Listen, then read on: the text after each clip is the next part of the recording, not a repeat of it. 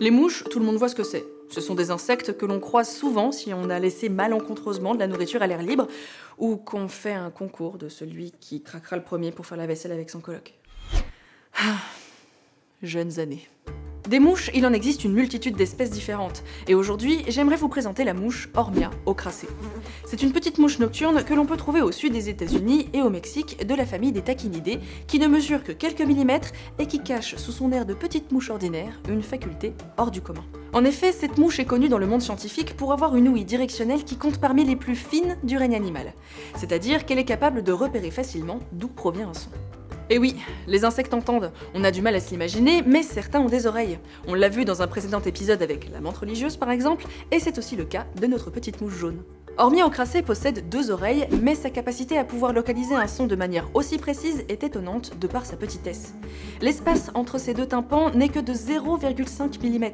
Les contraintes physiques font qu'avec un système auditif si petit, la localisation d'un son de manière précise est presque impossible.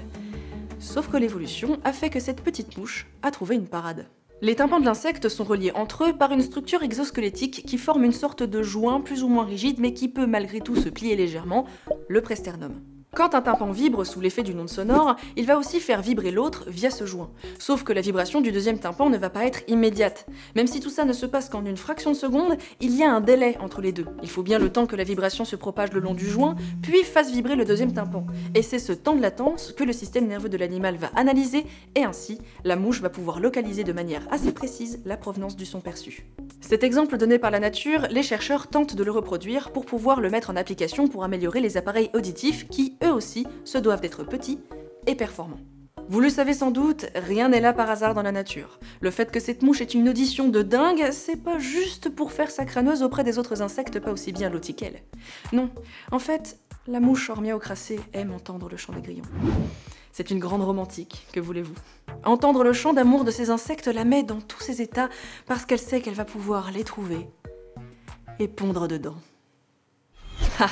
Vous l'avez pas vu venir celle-là, hein? Vous pensiez vraiment que cet épisode ne parlerait pas de parasitisme? Eh bien si, la mouche Hormia ochracea est une mouche parasite. Bon, en fait, ces mouches ne pondent pas directement dans les grillons, hein, c'était pour l'effet dramatique. Ces petits insectes repèrent les grillons mâles au son grâce à leur oreille ultra performante, parce qu'il faut avouer quand même que ces insectes ne sont pas des plus discrets quand ils courtisent leurs belles. On dit qu'ils stridulent d'ailleurs. C'est ce chant qui va mener les mouches droit sur eux.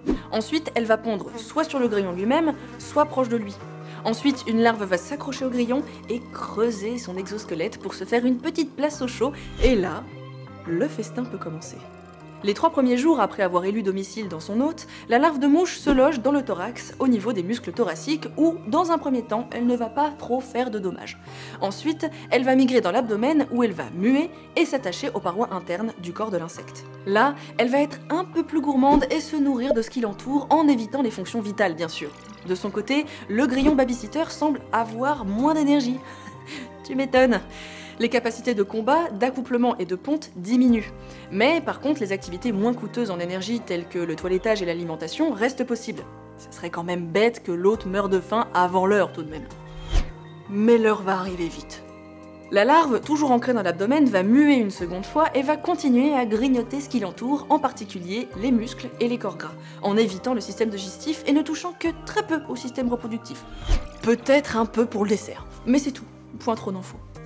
Après une semaine de gîte et couvert dans le grillon, il est temps pour la larve de sortir, ce qu'elle fait en creusant un trou dans la cuticule du pauvre insecte. Mais, petit détail peu ragoûtant parce que le caca c'est rigolo, juste avant de sortir de son hôte, elle vide le contenu de ses entrailles dans le grillon. C'est cadeau.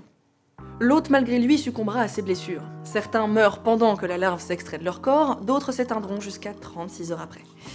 Bah oui, là on n'est pas dans la relative délicatesse d'une guêpe qui, des fois, peut laisser son hôte coccinelle reprendre sa vie. Non, là on fait pas dans la dentelle, l'hôte meurt toujours après le passage de la larve de la mouche Hormia ochracea. Sans plus de cérémonie, la larve quitte le grillon et s'en va pour aller dans un coin tranquille, faire sa pupe, une sorte de cocon, et 2 semaines plus tard, il en sortira une mouche adulte, prête à recommencer le cycle. On peut dire qu'avec ces mouches dans les parages, le grillon, en chantant son amour, prend beaucoup de risques. Et oui. Sur l'île de Kauai, qui fait partie de l'archipel d'Hawaï, les scientifiques ont remarqué qu'en l'espace de quelques années, les stridulations des grillons se faisaient de plus en plus rares, voire même avaient laissé la place au silence. Les mouches Hormia-ochracées auraient eu leur peau à force de pondre dedans? Une peur justifiée vu les dégâts que peut faire la mouche sur la population de ces insectes. Mais je vous ai déjà dit que la nature est extraordinaire. En fait, il s'est révélé que les grillons de l'espèce Teleogrillus oceanicus vivant sur l'île n'ont pas disparu. Mais si on ne les entend plus, c'est tout simplement parce qu'ils sont devenus muets. Pour bien comprendre ce qu'il se passe, il faut déjà savoir comment les grillons produisent ce son si particulier. En fait, en temps normal, les mâles disposent de structures dentées et d'une sorte de grattoir, le plectrum, sur leurs élytres, qui sont des sortes d'ailes plus ou moins rigides mais inaptes au vol, qui viennent recouvrir et protéger les ailes fonctionnelles. Le son est ainsi produit par le frottement des élytres entre elles. Chez les mâles muets, ces structures n'existent tout simplement pas. Ou plutôt, elles n'existent plus. Car cette particularité est le résultat d'une mutation qui a été sélectionnée par la pression de la mouche parasitoïde.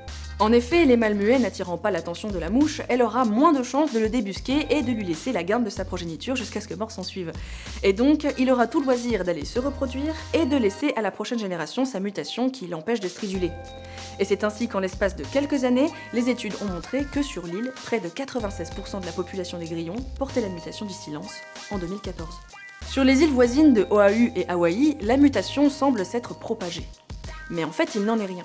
Les études génétiques montrent que la mutation, même si elle a le même effet, n'est pas la même. Les insectes ont donc évolué tout seuls dans leur coin, c'est ce que l'on appelle une convergence évolutive. Des populations différentes, sous la même pression sélective, ont toutes eu la même stratégie évolutive, de manière indépendante. Une stratégie payante qui ne semble pas tellement gêner la reproduction des grillons, car, rappelons-le, le chant des grillons à la base, c'est pour appeler la femelle. Mais même sans stridulation, les couples se forment, dans le silence, et les femelles semblent se contenter de ces mâles discrets pour engendrer leur descendance. Cela dit, il y a des petits malins parmi ces mâles muets. Même si sur certaines îles de l'archipel d'Hawaï ils sont majoritaires, il subsiste toujours une petite partie de la population qui stridule encore. Alors ces petits malins rejoignent ces mâles bruyants, attendent que la jante féminine réponde à leur appel, et profitent de la venue de ces dames pour leur proposer leur service. C'est pas très fair-play, mais ça marche. Bon, pour résumer, dans cet épisode, on a eu un sacré combo. Une ouïe de dingue, du parasitisme, de l'évolution. Franchement, écrire cet épisode a été un régal. J'espère que ça vous aura plu au moins autant qu'à moi. Si c'est le cas, laissez un pouce vers le haut et je ne peux que vous conseiller de vous abonner si ce n'est pas déjà fait et activer la petite cloche de notification pour ne rien rater des prochains épisodes parce que j'ai pas fini de partager avec vous les merveilles de la nature. D'ailleurs, si vous avez une idée de sujet qui pourrait être traité ici, n'hésitez pas, la section des commentaires n'attend plus de vous. À bientôt.